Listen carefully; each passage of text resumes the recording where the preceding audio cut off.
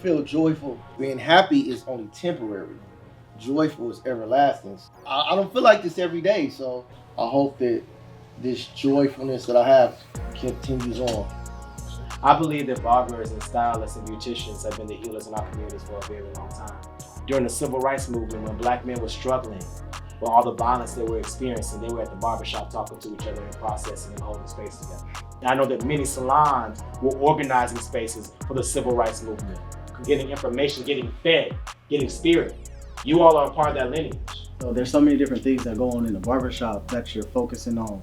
So it's very, very easy to like neglect our own mental health and say, well, I'll get back to mine later, until you got a client, a day full of heads and you never really remember to get back to it.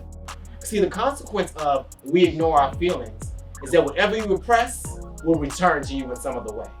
But there's questions that can begin to ask yourself to check in with you and check in what your needs are, but also use them in our community, right?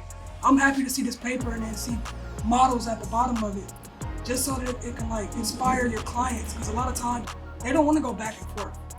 They just want to lay it on you and get on.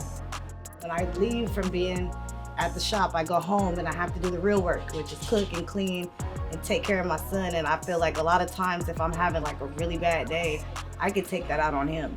When I was younger, my barbershop experience was going with my dad. But when I grew up and started to grow into my own expression as a teenager and being a black gay man, walking into the barbershop rose a lot of anxiety within my experience. And it wasn't until I became an adult where I had a barber that made me feel safe.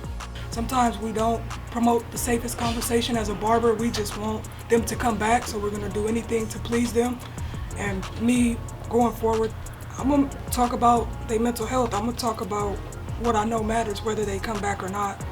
I know life is hard, but from this right here, I think we need more. We need more of it.